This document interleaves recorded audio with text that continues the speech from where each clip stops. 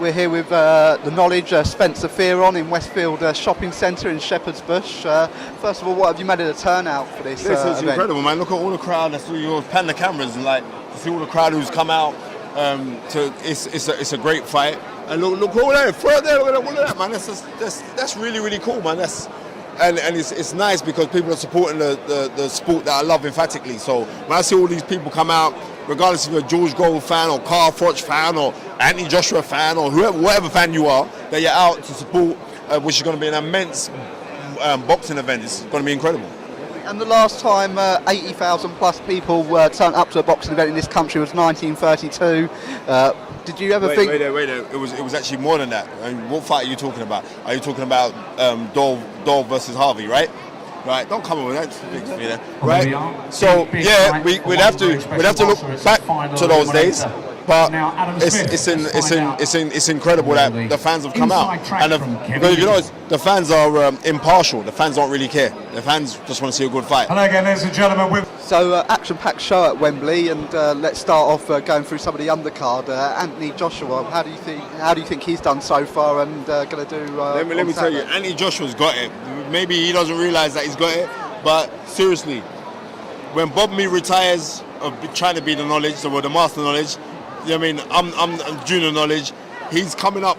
The guy's historical knowledge is pretty on point, and he studies boxing on another level where he's looking at intricate parts. So I think Andy Joshua could potentially become a world champion because he's so learned. You know what I mean? Everyone says, "Oh, we'll see once he can take it on the chops," but that don't mean shit. I mean, so why would you want to get punched on the chin anyway? You know what I mean? Exactly. That's like me punching your nose. You're not in hurt. I've been retired. It would hurt. No, right. And keep it rolling, man. Yeah. Come on, man, keep it rolling, We've man. just seen Kevin Mitchell eliminated for a world title. How do you see him doing? Listen, Kevin Mitchell doesn't even know who's fighting. I said to Kevin, who you fighting? He went, I don't know. You know what I mean? You don't even know the guy. You don't even know the guy who's fighting. What kind of rubbish is this, man? Right, Kevin's on a fantastic show, and I think it's more Mark time and his promoters in Matchroom being favourable to him for him to just go and just do what he does, and that would be a win because I've been very impressed with Kevin. His last 2 fights that he's had with Matchroom, showing a lot of skill, a lot of skill. He's going back to his old ways of fighting, and that's got to be, you've got to give reckoning to that to Tony Sims, his trainer. And Jamie McDonnell, who was up in Nottingham yesterday, he lost the IBF title out at the ring, fighting for the WBA title on Saturday. How do you see I spoke about this on my show. Yeah, I mean, Ringside Total, the biggest boxing podcast in the world. I ain't boasting. Numbers do not lie. You don't believe me? Go check that shit. These guys make me famous. I come in everyone's, hey, Spence, I didn't know nobody before this shit. You know what I mean? I'm meant to be a retired doorman, but be real serious. When guys retire from boxing, what do? They work the doors, right? I'm just no disrespect to guys who work on the doors. They work, exactly. You know what I mean? Oh, get us in, mate. Get us in. Right. So on the reels. I don't know the question. What's the question, man? Jamie McDonnell. Jamie McDonnell is very technical, a very good fighter, and he's fighting a Japanese guy, right? A Japanese guy or some. Name of the guy? What's the guy's name of his fight? I'm not gonna do that. Just try. Don't feel no way if you get it wrong. I get loads of shit wrong. Yeah, I mean, I got a 5-year contract. Yeah, I got 4 whatever, a year contract with Sky to talk boxing. So don't worry if you get it wrong. Sorry, we got edit suites and everything. Don't worry about it. But now, on the reels, he's meant to win that fight. This guy's like an unknown commodity. He's only fought out of his native country. You know what I mean? He's going to come here, and I'll tell you, you know what's going to shake up a lot of people? When you're a foreign fighter, you come over to this country, to our country. Do you see this? That's patriotism, son. See that? There's 10 grand worth of patriotism here, mate. Right? When you come over here, you're going to get 80,000 people. 80. Not 79,999. No.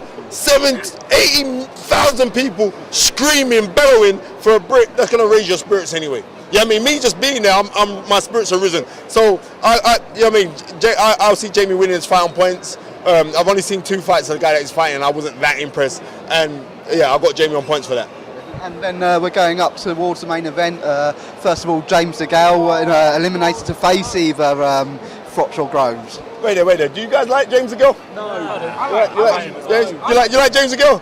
right? You like just try to show. You have to show the ones of color as well. You know what I mean? I don't know. I'm thinking it's racial now. That we just, you know what I mean? You know what I mean? Well, and he's ginger, and he's saying that. No, that's a nice thing, a nice ginger, right? Nice way. You know what I mean? You know about people of ginger heritage, right? Right? You know why? Because they got a different kind of energy. So yeah, George Groves is just coming into place. Yeah, James Gill, that fight is an easy fight. That's no disrespect. And me and Virgil Hunter are very good friends. But I'm telling you, that's an easy fight for James because James Gill is a unique talent that hasn't been given the credit for his skills because his persona comes across all wrong. And if you were to ever sit down with James, I ever think you've interviewed him, he's a lovely man. So all he's got to do now is just be himself. And I think now he's going to do that. He's going to be himself. It's going to be great. And going on to the main event, as you mentioned, George has just turned up, going to take on Carl Froch. How do you see this one going? Who you got? George Groves, Carl Froch. Who you got? Who you got? Who's Groves? Who you got? Who you got? Froch late. That's real. You know what I mean? Seriously, you're a traitor to your kind. You know what I mean? You see what I'm trying to say? Just jokes, baby. Just jokes. Just jokes. Now, I see that being a very, very good fight.